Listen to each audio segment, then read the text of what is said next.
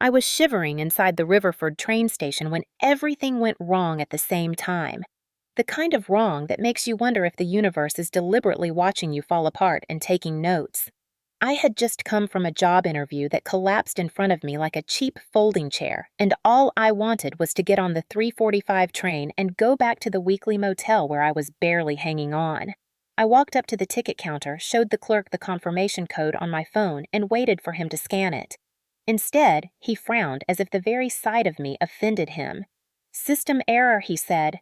"Not valid." I explained as calmly as I could that I had already paid for the ticket online, that my card had been charged, that I just needed to get home. He shrugged and said if I wanted to get home, I needed to buy a new ticket. I told him I did not have the money for another one. Something icy flickered across his face. "Then you cannot board. Step aside."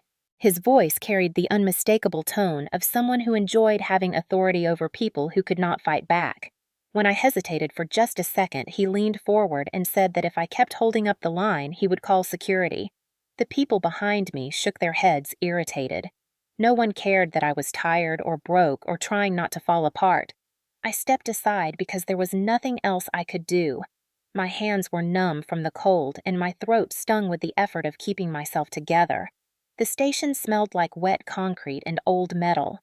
Rain slapped against the high windows.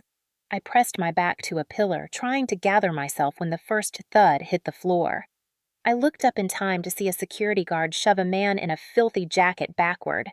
The man stumbled and fell hard on the tile.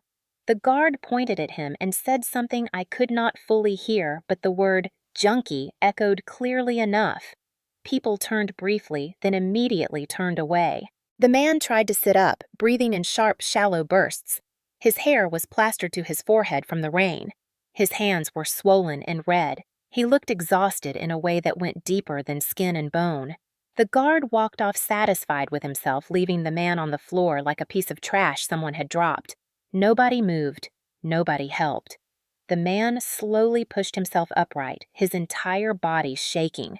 Then his eyes found me. Not the crowd. Me. He came closer in cautious steps, almost apologetic, as if afraid I might yell at him too. His voice cracked when he spoke. "Ma'am, I am sorry. I had my wallet stolen. I just need $10 to get home. I swear I am not lying." His breath trembled in the cold air. His fingers curled as if he was bracing for rejection. I froze. $10. That was exactly the amount left in my pocket. $10 meant a cheap dinner, maybe a hot drink, maybe something warm enough to convince my stomach I still existed. $10 was the last barrier between me and absolute nothing. I could feel the bill inside my coat like a heartbeat. My mind raced. I was angry at the clerk for his cruelty, angry at myself for not being strong enough to argue, angry at this stranger for needing something I could barely give, angry at the world for constantly demanding pieces of me when I no longer had anything left. But under all that anger was something quieter, something stubborn, the memory of every time I had been ignored and pushed aside. The helplessness in his voice replayed in my mind.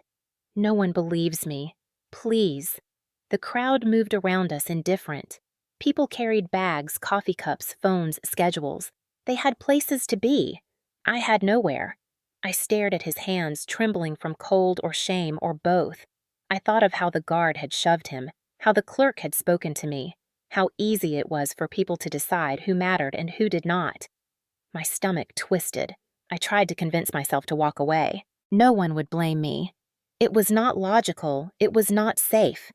It was not smart to give away the last thing I had, but something inside me whispered that if I walked away, I would lose more than $10. I would lose the last piece of myself I still recognized. My fingers moved before my fear could stop them. I reached into my pocket, pulled out the wrinkled bill, and held it out. His eyes widened as if he was afraid to touch it. "Take it," I said quietly. He accepted it gently, almost reverently, as if it were something fragile. "Thank you," he whispered. His voice cracked. I wanted to tell him it was nothing, but that would have been a lie. It was everything. Before I could say anything else, the announcement for the next train boomed overhead. He mouthed the words "thank you" one more time, then hurried toward the platform. The rain spilled in through the open doors as people boarded. Within seconds, he disappeared into the crowd. I stood completely still, staring at the empty space where he had been. I did not know his name. I did not know where he was going. I only knew that my last $10 had just vanished with him into the rain. I had no idea that giving that money away would break my life open in ways I could not imagine. I had no idea that losing everything was the first step toward something extraordinary. I only knew that I had chosen kindness at the worst possible time, and that choice was about to turn my world upside down.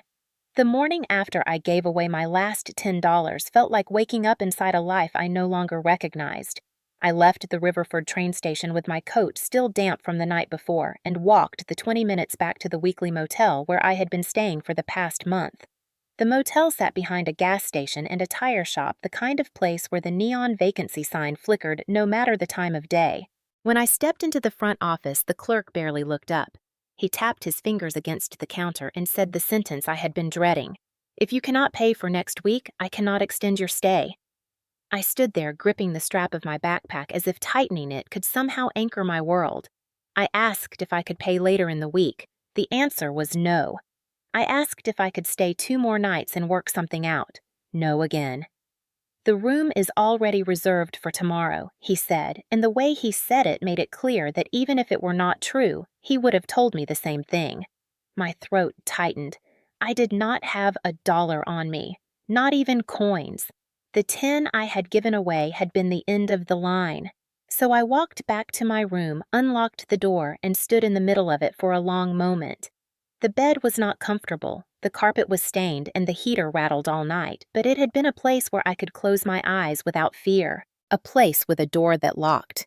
I gathered my few belongings: a pair of jeans, 3 shirts, a small toiletry bag, a nearly dead phone charger, a thrift store paperback. I packed everything into my backpack, zipped it shut, and sat on the edge of the bed to breathe. There was no point begging the clerk again. I had learned long ago that some people enjoyed saying no. So I left quietly. The cold morning air slapped against my face the moment the motel door closed behind me. I walked toward the gas station because I needed to warm up, but the clerk inside glanced at my backpack and immediately said, "Restrooms for customers only." I had not even asked for anything yet. I backed out slowly, unsure whether to laugh or cry. The truth was, I had nowhere to go. I wandered aimlessly down the road, my boots crunching over patches of old snow. Every inhale stung. My stomach felt hollow and restless. I tried to push down the panic rising in my chest. There had to be something I could do, someplace that would hire someone like me. I walked to a strip mall and stopped at the first place that looked like it might be hiring a fast food restaurant with a help wanted sign taped crookedly on the window. The manager was a woman in her 30s with tired eyes and a sympathetic smile, but when she asked me for an address I could give for paperwork, I hesitated. She asked for a phone number next. I hesitated again. Once the silence stretched too long, her smile faded. "I am sorry," she said gently. "We need reliable contact information. If something opens up later, come back." I nodded and thanked her, even though the rejection stung like a fresh bruise. I went next door to a dollar store, then to a gas station, then a hardware supply shop. The questions were always the same: address, phone number, emergency contact. And the answer for all 3 was nothing. Every time the answer was nothing, I shrank a little inside myself. The world did not know what to do with a person who did not have a place to sleep or a way to be reached. People without anchors made others uncomfortable. By noon, the wind had picked up, slapping my hair across my face and turning my fingers stiff. I ducked into a laundromat to warm up, pretending to check prices on the machines, but the attendant stared me down until I stepped back outside. My legs trembled from the cold and exhaustion.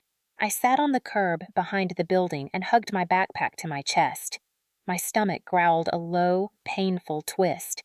I tried to remember the last real meal I had eaten. Maybe 2 days ago. Maybe 3. Hunger made everything feel blurry, as if I were drifting slightly outside my own body. I could not sit there forever. I forced myself up and walked toward the town center. The sidewalks were crowded with people holding lattes and laughing with friends, people who never looked down long enough to notice the woman in a worn coat trying to keep her life from slipping through her fingers. I stood in line at a coffee shop, hoping the warmth inside would help me think more clearly. But before it was my turn, the barista glanced at me at my backpack and said loudly to the next customer that tables were for paying customers only. She did not look directly at me, but everyone knew who she was talking about. I left before someone asked me to. Outside, the cold felt sharper, more personal. I kept walking until my legs ached, until my feet felt raw inside my boots. I tried another restaurant, then a convenience store, then a floral shop, each time the same questions. Each time the same silent apology in the eyes of the person behind the counter. Finally, I found myself at the bus stop near the edge of town, the metal bench freezing through my clothes. Buses roared past every 15 minutes, each one warm and filled with people going somewhere. The bench was the closest thing I had to shelter. I pulled my coat tight and rested my head against my backpack. For a long time, I just sat still, letting the sounds of traffic wash over me. I felt small and erased and heavier than I had ever felt.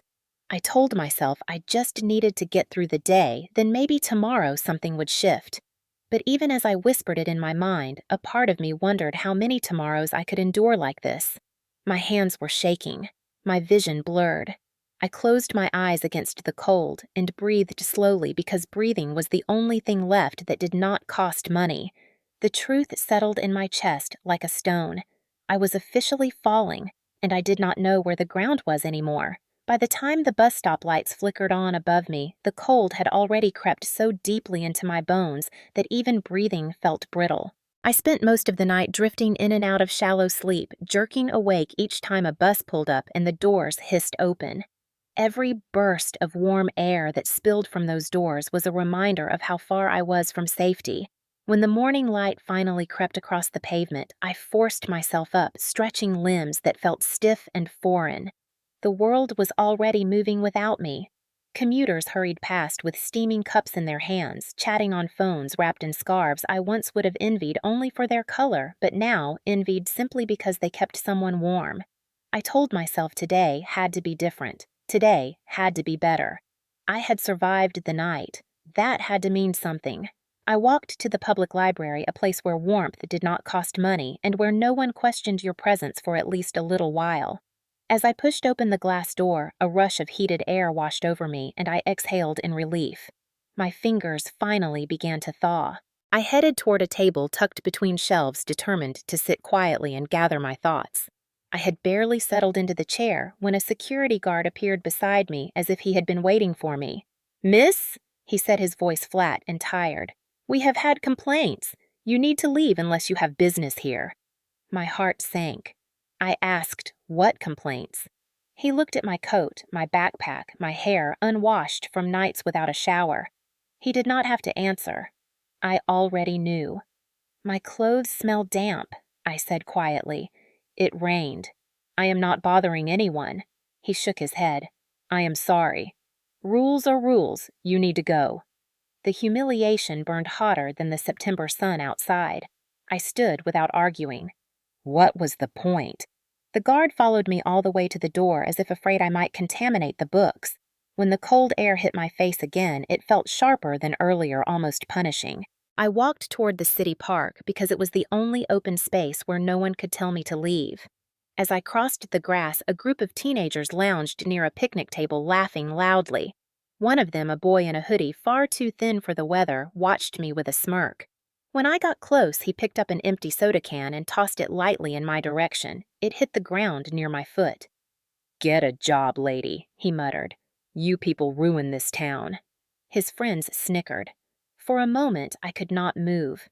The sting of the words settled deep colder than the morning air. I was not a person to them, just part of the scenery of everything wrong. I kept walking because stopping would have meant falling apart, and I was not sure I could pick up the pieces again.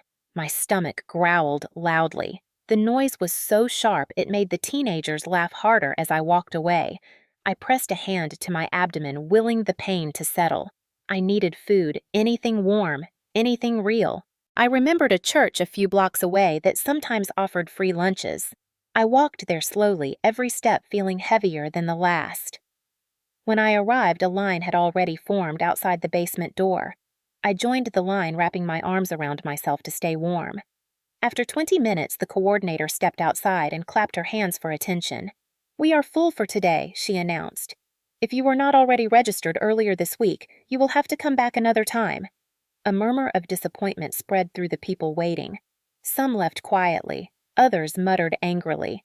I just stood there feeling the numbness return. The coordinator glanced at me. "Sorry, hon," she added, already turning away. "Maybe next time." The back of my throat tightened again. Next time. As if hunger obeyed schedules. I walked along the sidewalk, trying to keep my legs from shaking. A woman stepped out of a bakery nearby, carrying a box of pastries. She wore expensive boots and a coat that probably cost more than my motel room ever had. I approached her gently. "Excuse me, ma'am," I said, trying to keep my voice steady. "Do you have any work I could do? Anything. I can sweep or help carry things for you. I am just trying to get something to eat." She looked me up and down slowly, her hand tightening around the pastry box. Then she stepped to the side, raising the box between us as if blocking a threat. "I do not carry cash," she said sharply, "and the bakery is not hiring." She hurried off before I could reply. Her perfume lingered behind her in the air, sweet and floral, a faint mockery of everything I did not have.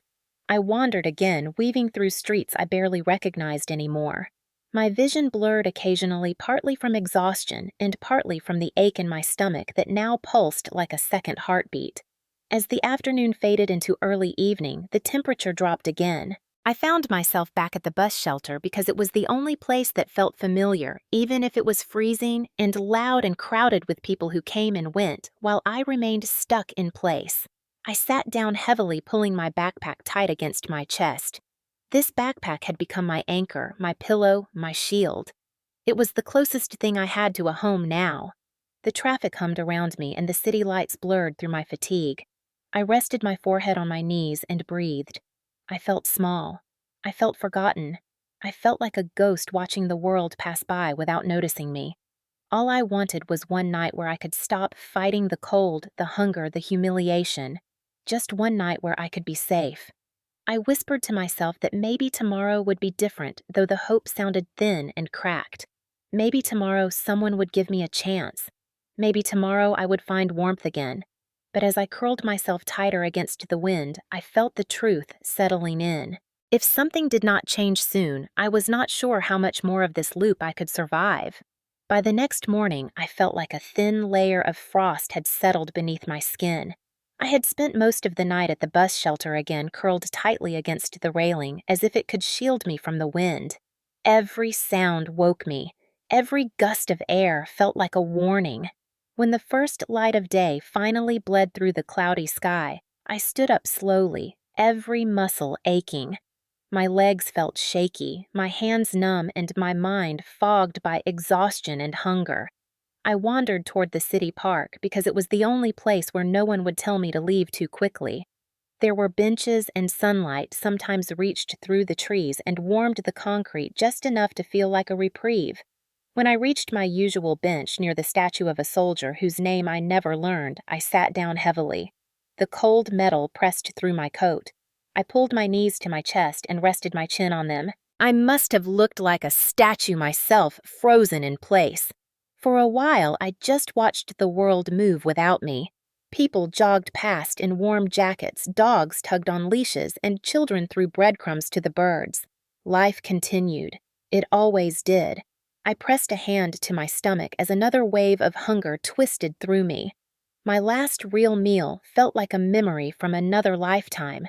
I closed my eyes because everything felt too loud, too bright, too close. I just wanted a moment where I did not have to be aware of every ache, every need, every humiliation. I did not hear her approach. I only realized someone had stopped near my bench when a soft shadow fell across my lap. I opened my eyes slowly. Standing in front of me was an older woman with silver hair pulled into a loose bun. She wore a wool coat the color of oatmeal and a knitted scarf wrapped neatly around her neck. In her gloved hands, she held a brown paper bag. Her eyes were gentle, not pitying, not judging, just calm. She smiled a little as she spoke. "You look hungry, child." Her voice was soft and warm in a way I had not heard directed at me for a long time. I blinked at her, unsure whether she was talking to me or someone else. When I did not answer right away, she stepped closer and sat down beside me on the bench as if we had known each other for years. The bench shifted slightly under her weight. "I am fine," I said automatically, the words leaving my mouth by habit rather than truth. I was tired of needing things I could not have. The woman shook her head, her smile still calm and steady. "No, you are not, dear. Here." She opened the brown paper bag slowly, as if giving me time to prepare for whatever was inside. A wave of warmth wafted from it. A sandwich. Thick slices of homemade bread ham cheese, a smear of mustard that made the edges glisten. My eyes locked on it, and for a moment I hated how much I wanted it. "I cannot take that," I whispered. "Why not?" Her tone was curious, not confronting. My pride, my shame, my fear all tangled inside me. I did not have the words to explain. She waited patiently. "Is your pride bigger than your hunger?" The question slipped into me like a key turning in a lock I did not know existed. My breath caught. I looked down, blinking hard, but she simply waited. Something inside me softened. I reached out slowly, my hands trembling from cold and uncertainty, and took the sandwich. The moment my fingers touched the warm paper, the tears came. Not loud, not dramatic, just hot and unstoppable, rolling down my face before I could hide them. "Thank you," I said the words, barely making it past the lump in my throat. She nodded gently and adjusted her scarf as if this was the most natural thing in the world. "There is a place called Harbor House Kitchen a few blocks from here," she said. "They serve lunch every day, but they are usually short on help. You look like someone who could use a warm place and a sense of purpose." I sniffed and wiped my face with the sleeve of my coat. "You think they would let me volunteer?" "Ask for Marcy," she replied as she stood. "Tell her Mrs. Alden sent you." The way she said it carried a quiet confidence, as if she knew something I did not. She gave my arm a gentle pat, then walked away at an unhurried pace, her scarf swinging slightly with each step. I watched her until she disappeared behind a row of hedges. The sandwich sat in my lap like a gift I was afraid to unwrap. When I finally did take the first bite, the warmth hit my tongue and sent another rush of tears to my eyes. It was not just food. It tasted like safety, like someone had seen me long enough to care. I ate slowly, savoring each bite as if stretching out the moment could stretch out hope itself. When I finished, I folded the paper bag carefully as if it deserved respect and stood. My legs felt steadier than before. My lungs felt fuller. I memorized the direction she had pointed to. Harbor House Kitchen. A place that might offer me more than just a meal. Maybe a small chance. Maybe a way to stand back up. I took a deep breath and began walking, the cold still biting at my cheeks, but no longer sinking quite so deep. I had no idea what waited for me at Harbor House. But for the first time in days, maybe weeks, I felt a flicker of something fragile and dangerous inside me. Hope. I followed the sidewalk toward Harbor House Kitchen with the brown paper bag still folded carefully inside my pocket, as if keeping it close would somehow keep the warmth of Mrs. Alden's kindness alive a little longer. The cold wind scraped at my cheeks, and my boots slapped against the pavement in an uneven rhythm, but something inside me felt steadier than it had in days. When I reached the corner where the building stood, I stopped for a moment, staring at the faded red brick exterior and the old wooden sign that hung above the door. Harbor House Kitchen. The letters were chipped, the paint peeling, but it looked like a place where hands had worked hard and hearts had stayed soft. I pushed open the door and stepped inside, blinking against the sudden shift from the gray outdoor light to the warm yellow glow of the dining hall. The room buzzed with movement. Volunteers moved between tables with trays of steaming soup. People lined up for lunch, their faces tired but hopeful. The air smelled like tomatoes, garlic, and something yeasty baking in the back. For a moment, I just stood there, unsure if I had the right to be in a place that felt so full of purpose when I was barely holding on myself. A woman in her late 40s with rolled-up sleeves and a clipboard noticed me lingering by the entrance. She walked over with a professional briskness. "Can I help you?" Her tone carried no judgment, only efficiency. My throat tightened. I tried to find my voice. "I am looking for Marcy," I said. "Mrs. Alden told me to ask for her." The woman's expression softened immediately, as if the name unlocked something familiar. "I am Marcy. What can I do for you?" I hesitated, gripping the strap of my backpack. "I was wondering if you needed volunteers. I can wash dishes or wipe tables or whatever you need. I just want to help." The hesitation in her face lasted only a second. Then her shoulders relaxed. "Usually we do," she said, "but today we are fully staffed." The words hit harder than I expected. My chest tightened with disappointment. It was such a small thing. Just a no. But when your entire world is already crumbling, every no feels like someone pushing you further down. I nodded quickly so she would not see how much it stung. "That is okay, I understand." I stepped back, ready to leave, ready to tell myself that I should have known better than to hope for anything more. But just as I turned, a young volunteer rushed over to Marcy. "Jen called in sick," he said breathlessly. "She will not make the lunch shift." Marcy sighed, then looked at me again. "Do you still want to help today?" My heart jumped. "Yes, absolutely." She motioned toward the kitchen. "Come on, let us get you set up." I followed her through swinging double doors into a warm room filled with clattering pots and the hum of conversation. Steam fogged the windows near the sink, and the floor gleamed from constant mopping. Marcy handed me an apron and pointed to the dishwashing area. "Start with these. When you are done, check with me. We move fast around here." I nodded. The apron felt heavy in my hands, not because of its weight, but because it represented something I had not felt in a long time. Belonging. I tied it around my waist and plunged my hands into the hot, soapy water.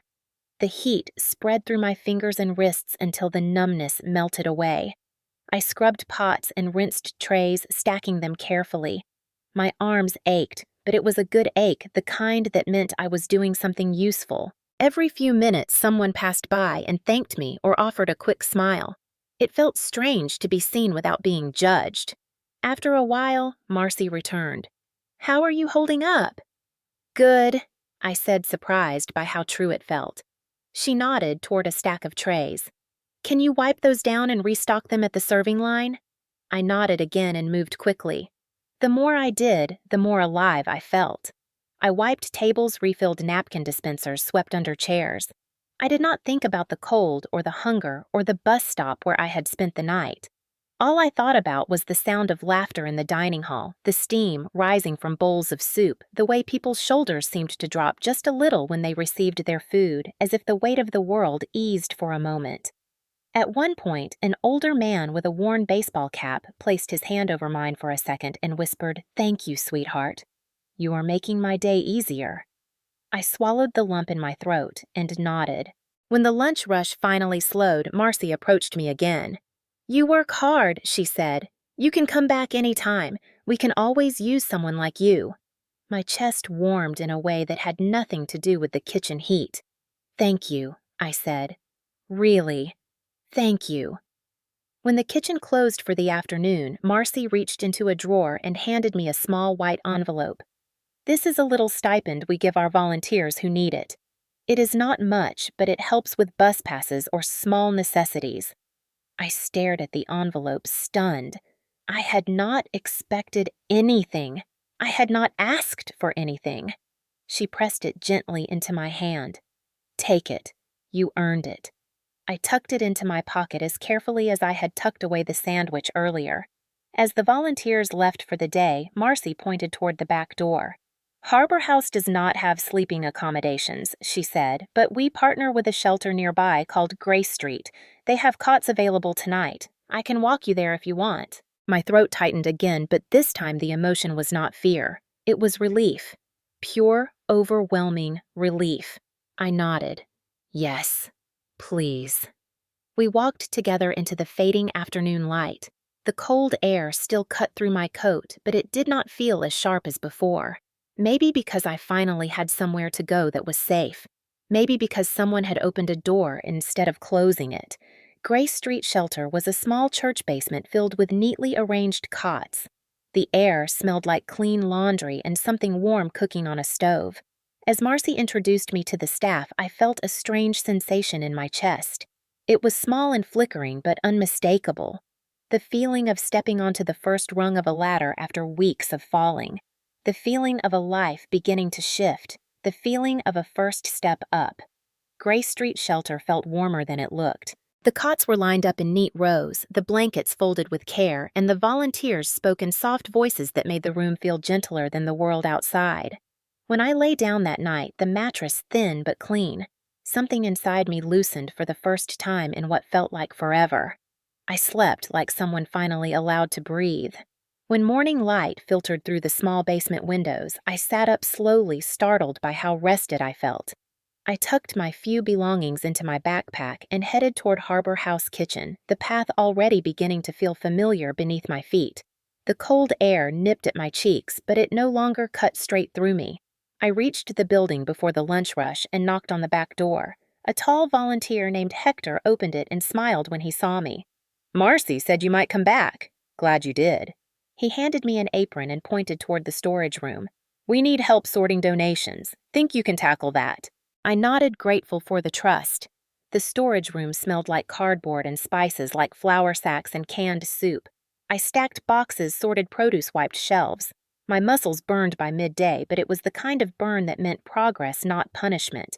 Every time someone opened the door, a gust of warm, soup-scented air rushed in, filling me with a sense of belonging. People started learning my name. A volunteer named Trish always asked if I had eaten. A quiet man named Lewis handed me gloves when he noticed my fingers were cracked from the cold. None of them asked where I had come from. None of them looked at me with suspicion. They simply accepted me into the current of their work, as if I had always been meant to be there. In the middle of wiping down the prep tables that afternoon, a little girl wandered behind the serving line, her hair braided in uneven twists, her cheeks smudged with flour. She held a crayon, drawing out to me without saying a word. I knelt down to take it. The picture showed a woman with brown hairline and a smile that reached almost ear to ear. In her hands, she held a tray, and above her was a sun with bright yellow rays. I swallowed hard. "Thank you," I whispered. She grinned, showing a gap where her front tooth should have been, then ran off toward her mother. I folded the picture carefully and slid it into my coat pocket next to the paper bag from Mrs. Alden. 2 tiny treasures. 2 reminders that maybe I was not invisible after all. After the rush, Marcy gathered the volunteers for a quick meeting. When she looked at me, her eyes held a softness I had not noticed before. "We could not run this place without people like you," she said. "How are you holding up?" I nodded, not trusting my voice. She handed me another envelope, the stipend they offered volunteers who were struggling. $25. It felt like a fortune. Enough for socks. Enough for a warm drink. Enough to breathe a little easier. On my way back to Grace Street that evening, I stopped at a small discount store and bought a pair of thick wool socks and a cup of instant soup. When I walked out holding the warm cup between my hands, a wave of gratitude swept over me so strong it made my knees wobble. I sat on a bench outside the store and drank slowly, letting the heat travel down my throat. Tiny joys. That was what the day felt like. Tiny, fragile joys scattered between the hard work and the lingering ache of everything I had lost. When I returned to the shelter, I found out things would shift again. The director stood near the door, explaining that due to funding shortages, Grace Street would be closing early for the next few nights. My stomach sank. Where would I go? But before the familiar panic could rise fully, the director added that they would still allow a few people to sleep in the reception area as long as we kept noise low. It was not ideal. It was loud and bright. The chairs were stiff and the vending machine hummed all night. But it was warm, and I told myself warmth was enough. That night, sitting in a plastic chair with my backpack as a pillow, I replayed the day inside my mind, the way Hector smiled when I walked in, the way the little girl tugged my sleeve to hand me her drawing, the way Marcy said they needed people like me. For the first time in so long, I felt like someone had placed a small stone of hope into my empty hands. And yet, as I tried to sleep, the uncertainty still pulsed around the edges. What would happen if the shelter lost more funding? What if they ran out of volunteer spots? What if Marcy decided she did not need me anymore? Every time hope rose, fear followed close behind. The two danced inside me like rivaling storms, neither willing to let the other win. The next day at Harbor House, the work grew harder. We were short-staffed because 2 volunteers had to stay home sick. I spent hours chopping vegetables until my wrists ached, then rushed out front to wipe tables and refill water pitchers. My hair clung to the back of my neck from the heat of the kitchen. My legs trembled by the time we finished the last cleanup. But then Marcy handed me a small container wrapped in foil. "Dinner for tonight," she said. "No one leaves here hungry." I stared at the warm container, feeling my chest swell with something close to relief. I thanked her softly, my voice barely a whisper. On the walk back to the shelter, I passed the same park bench where I had first met Mrs. Alden. The bench looked the same. The world looked the same. But I did not feel the same. I felt tired, yes, but also grounded in a way I had not felt since before everything fell apart. Still, there was an uneasiness beneath the surface. No matter how much good happened during the day, night always came, and with it the reminder that I did not have a home, that everything I was building could disappear with one closed door. As I stepped into the shelter and found my usual seat in the reception area, I let out a long breath. I held the drawing in my hands for a moment, tracing the little sun the girl had drawn. Maybe this was how rebuilding a life worked. Not all at once, not in dramatic leaps, but in tiny joys. A sandwich when you are starving, a smile when you feel unseen, a warm room for one night, a chance to work hard at something that matters. Tiny joys layered over hard days until eventually, hopefully, the balance shifts. I did not know it yet, but I was standing at the edge of a turning point, one that would arrive on a rainy afternoon and change the shape of every day that followed. The rain had already begun when I stepped outside Harbor House kitchen that afternoon. It was not a fierce storm, just a slow, persistent drizzle that made the air feel heavy and the sidewalks gleam like mirrors. I pulled my hood up and hugged my backpack close, preparing for the cold walk back to the shelter. My body ached from hours of scrubbing pans and lifting boxes, but there was a steadiness inside me, the kind that came from knowing I had survived another day. I was halfway across the courtyard when the door behind me creaked open.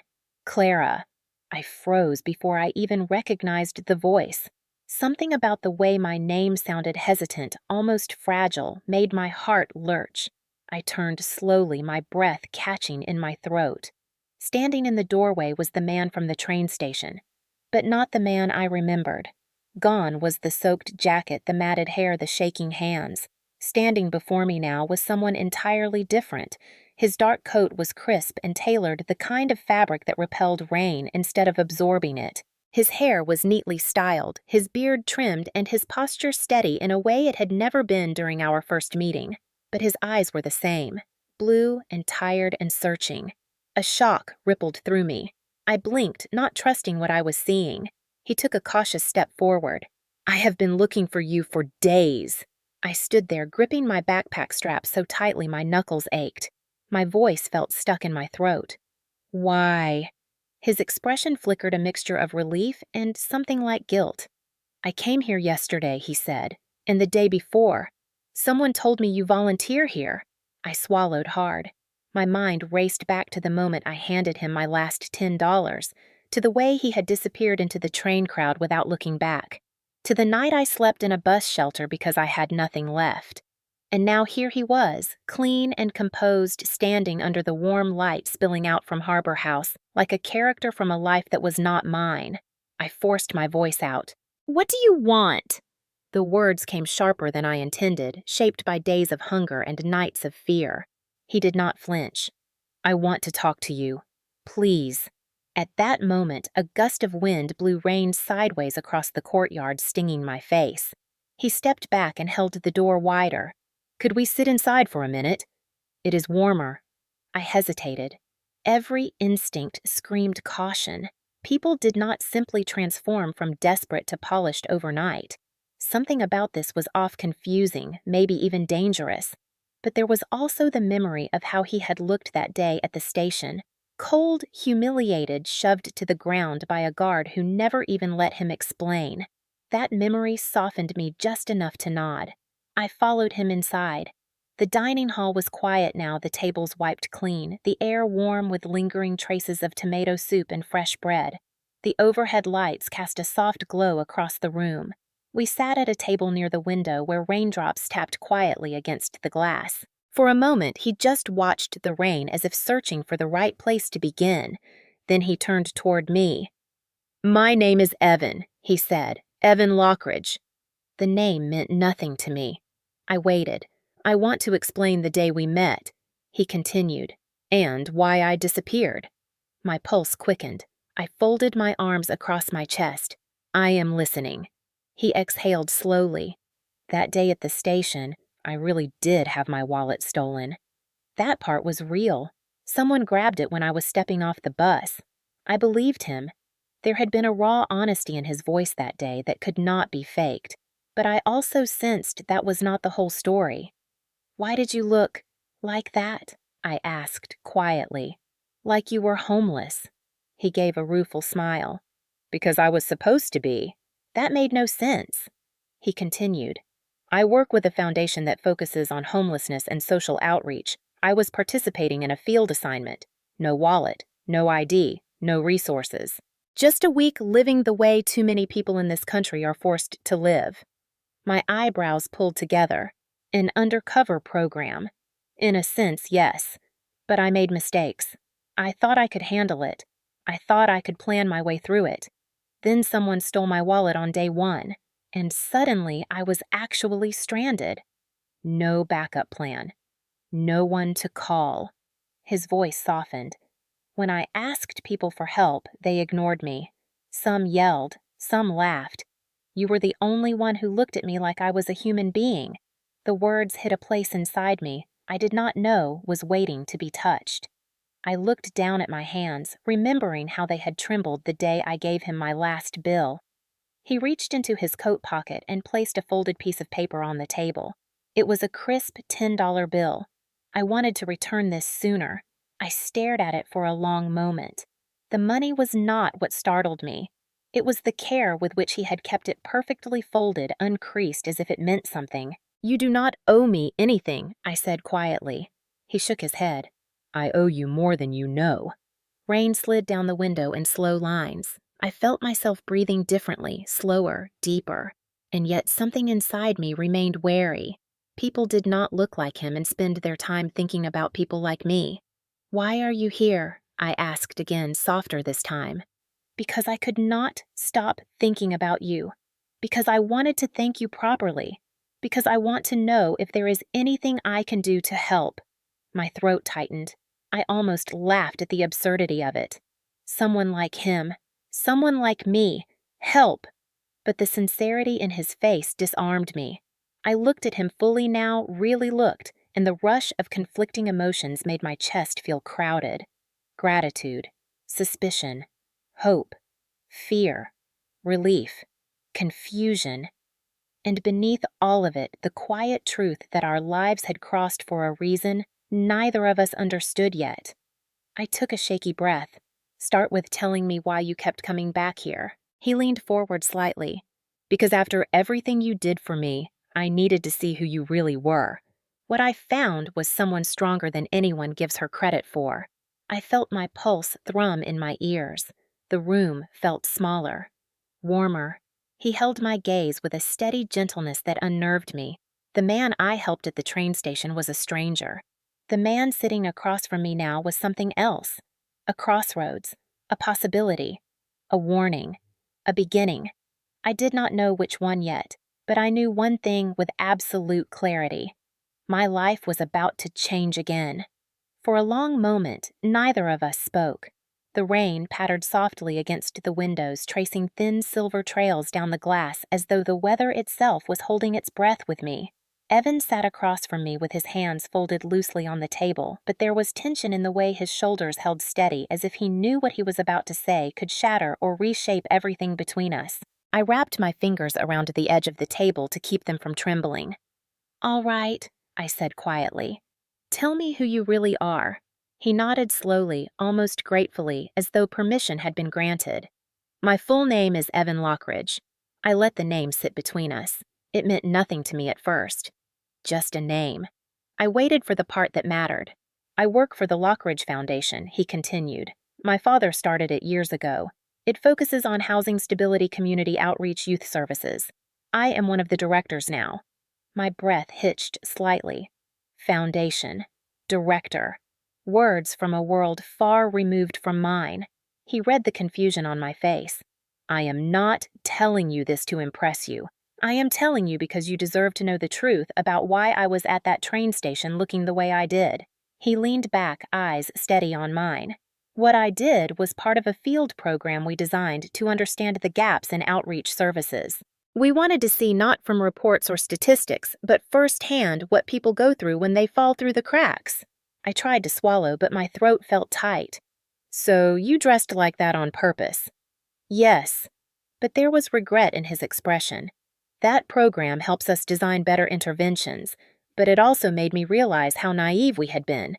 We thought a week of hardship could teach us something, but it cannot replicate real suffering, real fear, real hunger. I looked down at my hands. My nails were chipped, the skin cracked at the knuckles. He continued. The first day of my assignment, someone stole my wallet. That was not part of the program. I had no cash, no ID, no backup plan. I was stranded completely with the team expecting a report at the end, but no way to reach them. I grimaced, thinking of the guard shoving him at the station, the way he had looked at me with shame and desperation. I believe you, I said softly. I do. His shoulders eased just slightly as if that one sentence released a weight he had been carrying. But why did you not tell me then? He shook his head. I could barely think straight. I had not slept. I had not eaten. I did not even know if I could trust myself, let alone a stranger. He paused. But when you handed me your last $10, something shifted. No one had even looked at me that day, Clara. Not until you. The words struck something deep inside me. People looked at me every day in that same way they had looked at him at the station, like I was inconvenient, unworthy, invisible. The fact that he had noticed the smallest gesture in the middle of his own fear made my chest tighten. So you came back to find me? Yes. But each time I came, you had already left. I saw you once through the window, but lost you in the crowd. It took me several days to find out your name. I exhaled slowly. You were looking for me while I was sleeping on bus benches. He looked stricken. I did not know. If I had known... I held up a hand to stop him. It was not a criticism. It was just the truth. A truth neither of us could change. He reached into his coat again and placed a sleek black card on the table. I hesitated before picking it up. The weight of the card told me it belonged to someone important. Printed in clean white letters was his full name. Evan Lockridge, Program Director, Lockridge Foundation. Beneath it was a short mission statement about community renewal and outreach. My gaze darted between the card and the man sitting across from me. So you are... rich. The corner of his mouth lifted in the faintest smile. Comfortable, he said, but that is not why I am here. I felt heat rise to my cheeks, a mixture of embarrassment and disbelief. I had given money to someone who clearly had more than I could ever imagine. Except he had not had it that day, and he had not been pretending about the desperation in his eyes. I looked at the crisp $10 bill he had set on the table earlier. You kept it. He nodded. I kept it because I could not forget what it meant. Someone who had nothing helped me when I had nothing. People like to talk about generosity from abundance, but generosity from scarcity, that is something else entirely. My chest tightened. I had not thought of it that way. All I had known in that moment was the ache in his voice and the ache in my heart. The rain continued tapping against the window like a steady reminder of the day we met. He spoke again, quieter this time. I want to help you, Clara. Not because I feel guilty, not because you gave me money, but because I have seen you now. How you work here. How people respond to you. How you show up even when life keeps knocking you down. His gaze held mine with surprising intensity. I want to offer you a chance.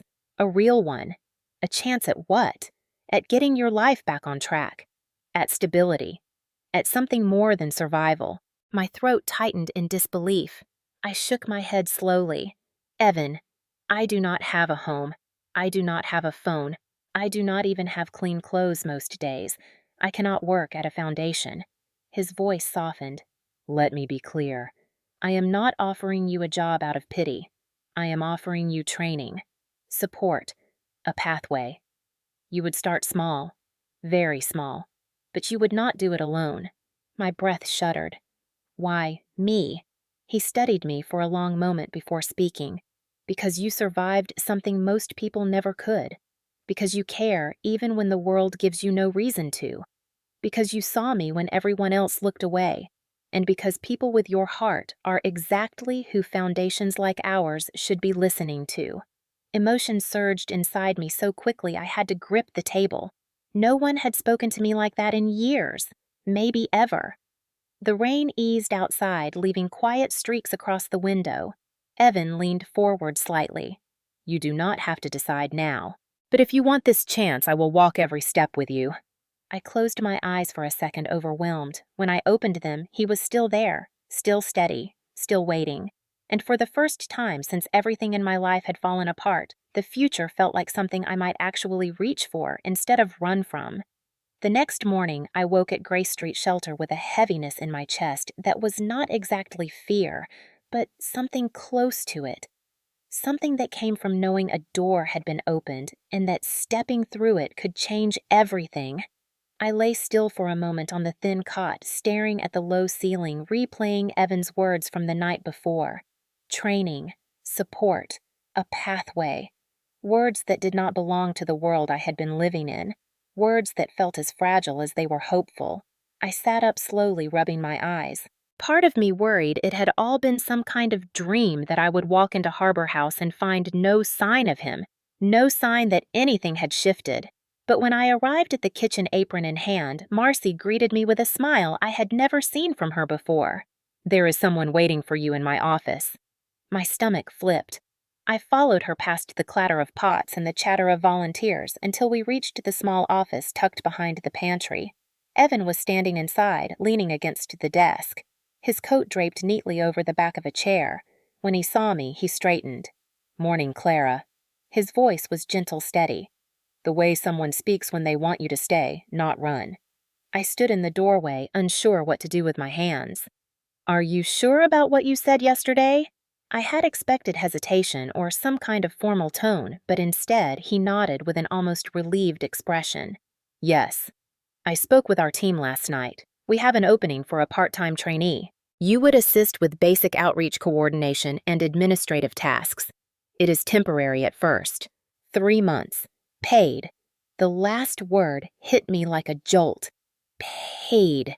Not a stipend handed quietly in an envelope, not a meal, not a warm place to sit, an actual job, even if small, even if temporary.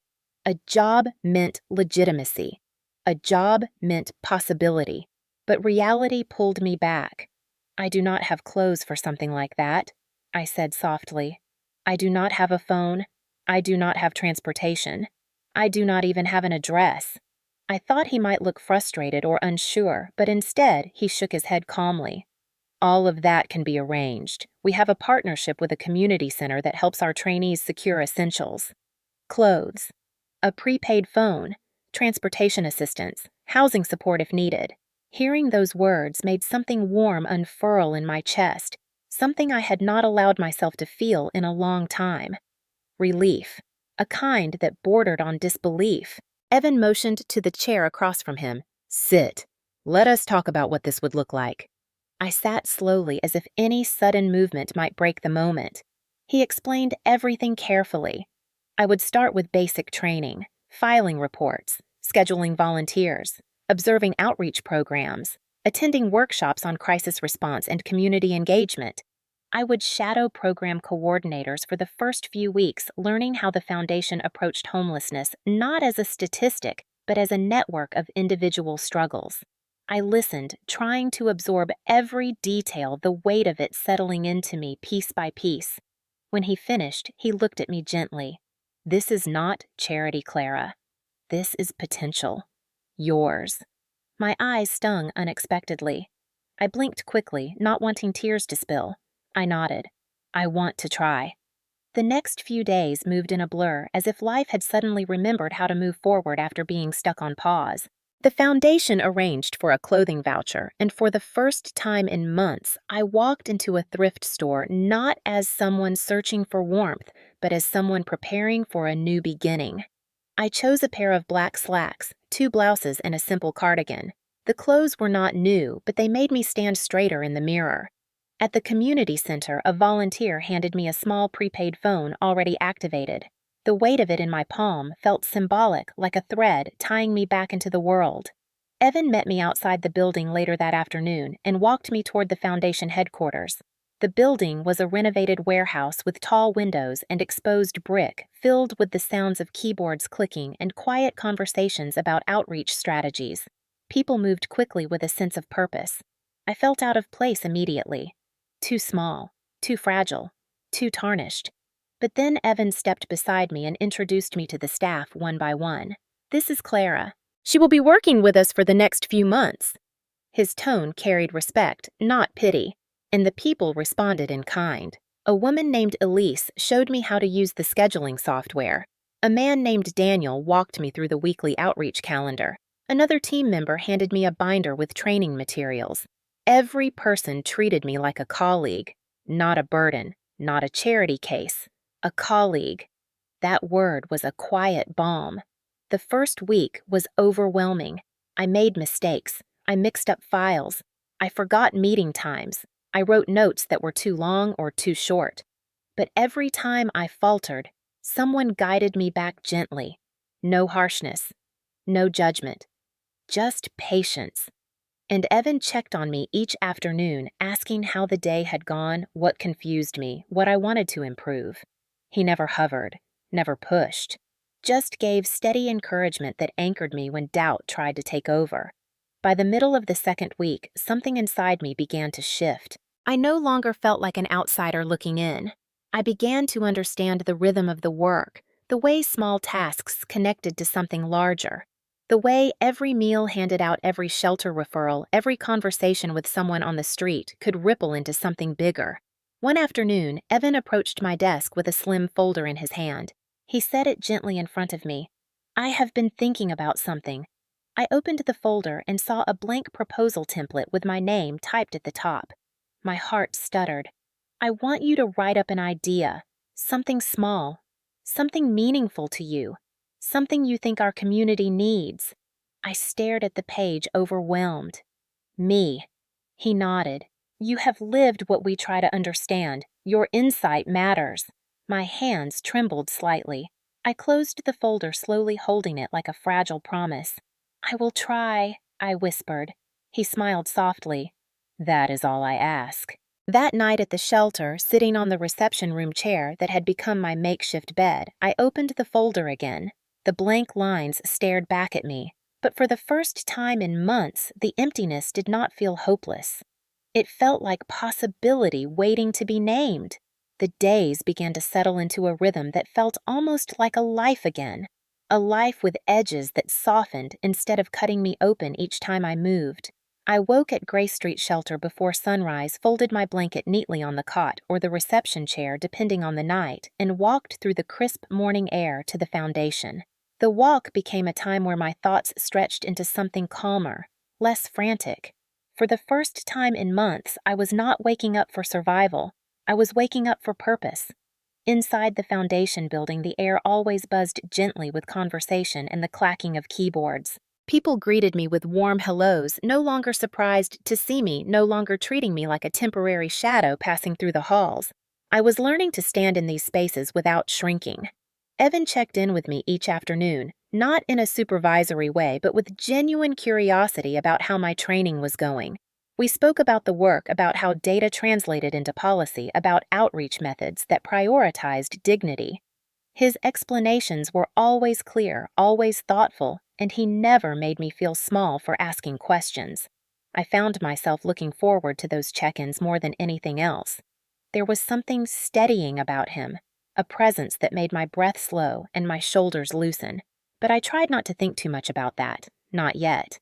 My focus needed to be on the proposal he had assigned me. Lantern Route. A mobile kitchen that would travel to the places where people like me once hid because we could not bring ourselves to step into shelters or soup lines. I drafted the idea slowly, scribbling notes on scrap paper between tasks, thinking about the feeling of sitting at a bus stop at night, too ashamed to ask for help, but too hungry to sleep. I wanted to build something that would reach people who had fallen so far they could not lift their heads. The proposal began to take shape. Evan noticed the way I hovered at my desk, chewing on the end of my pen, lost in the world of logistics and costs and scheduling. One afternoon, he appeared beside me holding 2 cups of coffee. "I brought one for you," he said. "Decaf. I remembered you said caffeine makes you jittery." My heart tugged at the detail. "You remembered that?" "I remember a lot of things you say," he replied almost shyly. I felt warmth spread through me, subtle but undeniable. I thanked him and returned to my notes, but I could feel his attention like sunlight at the edge of my peripheral vision. Quiet, warm, steady. In the 3rd week of training, the foundation held a meeting with the directors to evaluate new proposals and ongoing projects. I was invited to sit in the back and observe. It was the first time I had been in a formal meeting since I lost my job months ago. I wore the thrift store clothes I had chosen and sat as still as possible, hoping no one noticed how tightly I was gripping my notebook. When Evan introduced Lantern Route on my behalf, my heartbeat thundered in my ears. He spoke about the gaps in mobile food services, about the need to meet people where they were, rather than expecting them to travel across town for help. He mentioned that the idea had come from someone with lived experience, someone whose perspective they needed to respect. When he said my name softly but clearly, a ripple moved through the room. The directors looked at me with curiosity, not judgment. For a moment, I felt seen in a way that made my chest ache, not with pain, but with something like pride. But the moment did not last long. One of the directors raised concerns about budget. Another questioned the safety of operating a mobile unit at night. A third doubted whether the program could be staffed reliably. Their skepticism felt personal, even though it was not meant to be. Each question poked at wounds I thought had begun to heal. Doubt slithered through me. Maybe I had been foolish to think my idea could matter. But then Evan spoke again, his voice calm, unwavering. He defended the project with data I did not know he had gathered. He cited outreach statistics and volunteer capacity. He emphasized that someone who had survived the streets knew exactly where the need was greatest. Then he did something that changed everything. He said Clara has insight we do not. If we want to build effective programs, we need to trust the people who understand the ground better than any of us. The room fell silent. His support was not loud or dramatic, but it carried weight. And when the vote came, the directors approved a 3-month pilot. Relief hit me so hard, I had to grip the arm of my chair. After the meeting, I slipped outside to breathe. The courtyard was empty except for a thin layer of sunlight warming the pavement. My hands trembled with a mix of disbelief and gratitude. I did not hear the footsteps behind me until Evan was close. "Congratulations," he said softly. "You earned this." I shook my head. "You did that." He stepped closer. "No, you did. I just helped them see what I already knew." I met his gaze, and for a moment the world softened into something quiet and delicate, something I did not have a name for yet. But I felt it, a shift, a pull, a warmth that made my breath tremble. I looked away quickly, pretending to adjust my sleeve. This is all just work, I told myself. Gratitude, respect, nothing more. Except it was not nothing, and it did not stay quiet for long. A few days later, I saw Evan through a glass door, talking to a woman with glossy dark hair and a confident posture. Something inside me tightened. She leaned in as she spoke, touching his arm lightly. I froze. My stomach twisted with something sharp and unfamiliar. Jealousy was too loud of a word, too bold, but it sat in my chest all the same. I ducked away before they could see me, my thoughts spinning. Of course someone like him would have someone in his life. Someone polished. Someone who did not carry the kind of scars I did. For the next 2 days, I avoided him. I kept my answers short, stayed busy in the storage room, and left early whenever I could. But on the 3rd afternoon, he found me in the break room wiping down a counter that was already spotless. "Clara," he said softly. "Have I done something to upset you?" I froze. "No, I was just busy." He stepped closer, worry creasing his brow. "You have been avoiding me." I hesitated, then forced myself to ask, "Who was the woman you were talking to the other day?" He blinked, then laughed softly, not mocking, but warm. "That was my sister Lauren. She handles the financial oversight for the foundation." The knot in my chest unraveled so fast it made me dizzy. I looked at the floor, embarrassed. "I am sorry. I just assumed—" He shook his head gently. "Do not apologize. I should have introduced you." Then his voice dropped to something quiet, careful. "And for what it is worth, if I ever were to spend time with someone outside of work, it would not be someone who made you feel invisible." My breath caught. I looked up slowly. His eyes held mine with a warmth that reached past the walls I had built. Neither of us spoke. Neither of us needed to. Something was growing between us. Quietly, gently, inevitably. One year can change a life so completely that sometimes I wonder if the woman I used to be still lives somewhere inside me, or if she vanished the moment hope finally had space to grow. The morning of the Lantern Route anniversary arrived with a soft breeze and sunlight that poured across the streets like warm honey. I stood outside the foundation headquarters holding a stack of papers, watching volunteers unload trays of food from the back of the mobile kitchen. The van glowed in the early light, the letters Lantern Route painted across its side in deep blue strokes that looked almost like a heartbeat. I remembered the first time I had seen the design on paper and how impossible the entire project had seemed. Now here it was real and humming with life. We served 2,500 meals a week, connecting people with shelters, job programs, mental health services, and warm faces that did not look past them. Every time I stepped onto the van, I felt like I was stepping back into the night I once faced alone. Only now I carried light instead of fear. Volunteers waved at me as they passed, and I answered each greeting with something like astonishment still sitting beneath my ribs. A year ago, I was invisible. Now people said my name with familiarity, with trust, sometimes even with admiration. I tried not to let that thought overwhelm me. I walked toward the event hall where the anniversary celebration would be held.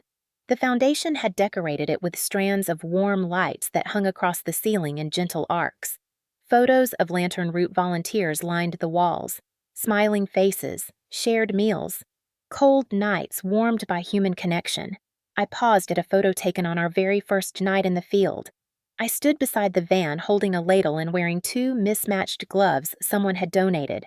My smile in the picture was small but real, like the very first flicker of believing I still had something to offer. I touched the edge of the frame lightly. "You made it, Clara," I whispered under my breath, though I still was not sure who I was trying to convince. The room slowly filled with staff members, volunteers, city partners, and people whose lives had been changed by the project. I greeted them one by one, accepting hugs and shaking hands. I tried not to think about the fact that only a year ago I was on the receiving end of food lines and quiet pity. Now I stood here not as a guest, but as the director of the entire program. Director. The title still felt like a borrowed coat, too heavy, too new, but somehow warm in a way I had never expected. As the final trays were set onto the buffet tables and the last chairs arranged in neat rows, I scanned the crowd automatically. And then I saw him. Evan stood near the entrance holding a bouquet of wildflowers in one hand and a small object in the other. His hair was slightly longer now, brushed back in a way that made him look both older and softer. He wore a simple button-down shirt instead of the tailored coats he used to favor. There was something more grounded about him these days, as if the work we had done together had seeped into his bones the same way it had seeped into mine. When his eyes found mine, the noise of the room faded.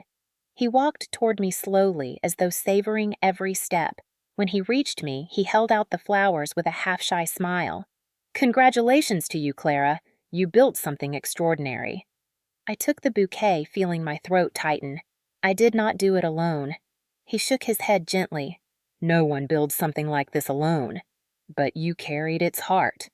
Before I could respond, he reached into his pocket and pulled out a crisp, folded paper. My breath caught. He unfolded it carefully and held it out between us. The $10 bill, the same one I had placed in his shaking hands at the train station a lifetime ago. It looked almost unchanged, the folds still sharp, the ink still bright. "I have kept this with me every day for the past year," he said, his voice low enough that only I could hear. "Not because I needed to pay you back, but because I needed to remember the moment that changed everything." My chest tightened so suddenly I had to steady myself with a breath. That bill was the last thing I had once.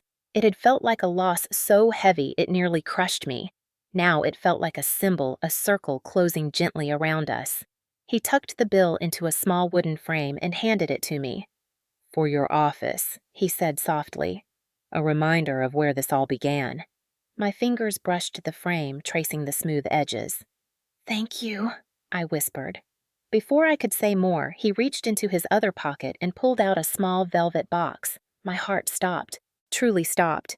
He held it for a moment, not opening it yet, not rushing. His voice trembled slightly when he spoke.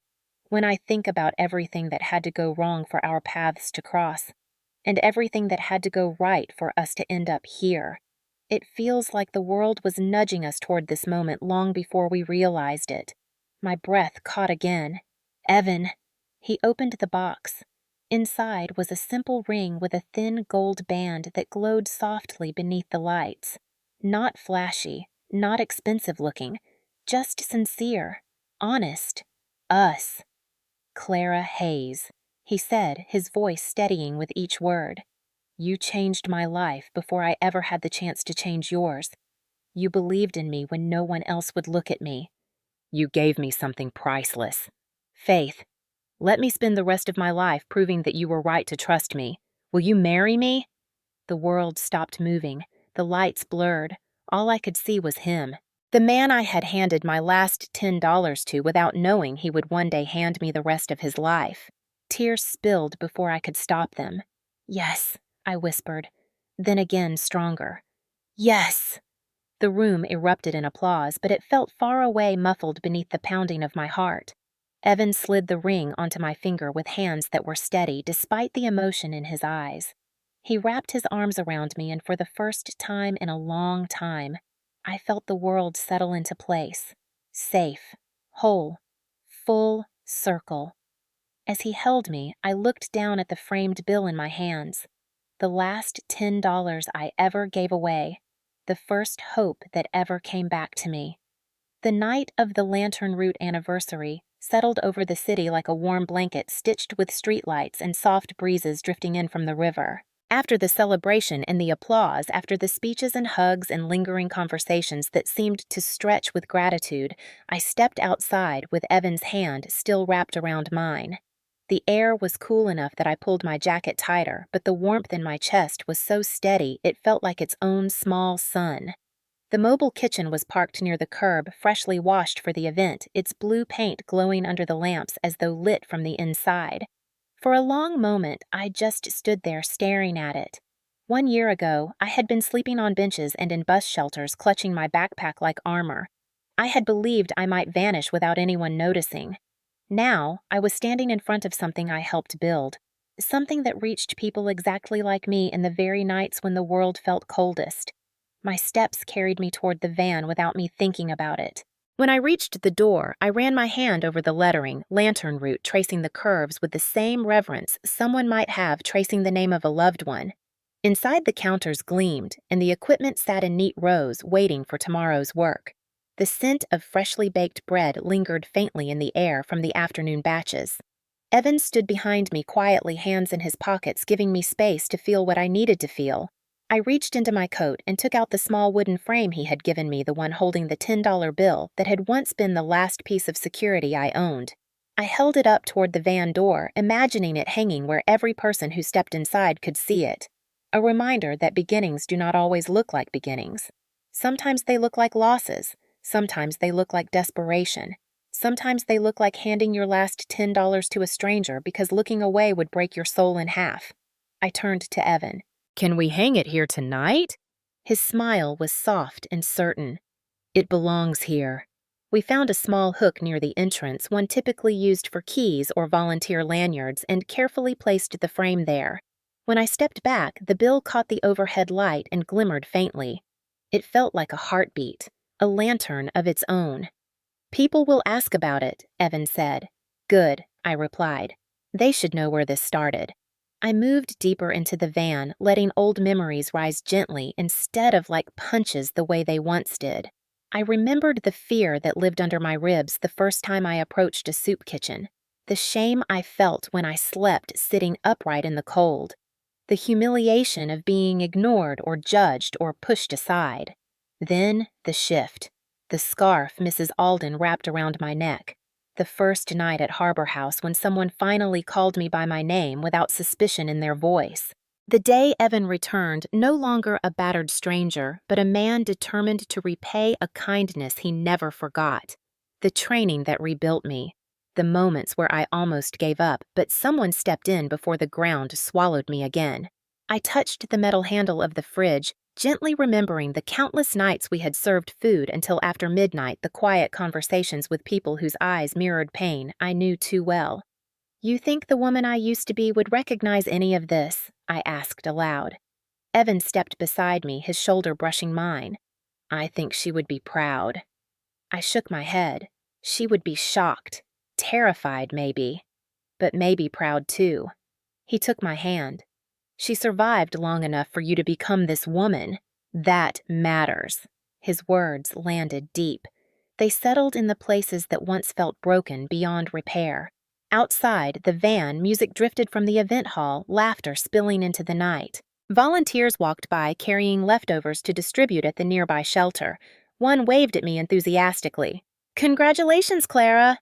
You deserve all of this." I thanked him, though a part of me still struggled to believe that any version of my life could include celebration or belonging. After the volunteer disappeared down the sidewalk, Evan squeezed my hand once before letting go. "Walk with me." We strolled down the quiet street, the van gleaming behind us like a lighthouse.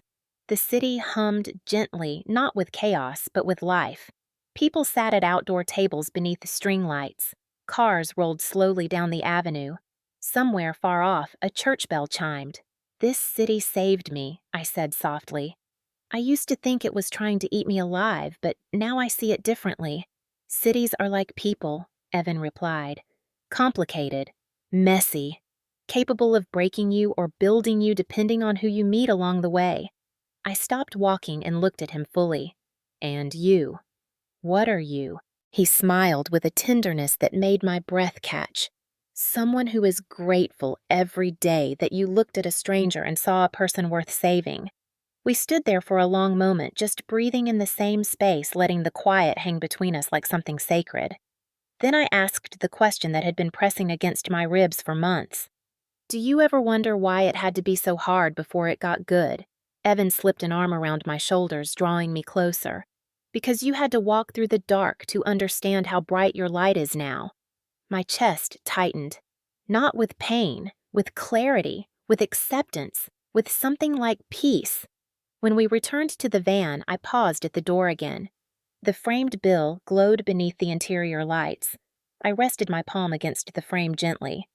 "Thank you," I whispered, not to Evan, not to myself, not to fate or luck, but to the moment when everything felt impossible, the moment when I gave something small and received something immeasurable in return.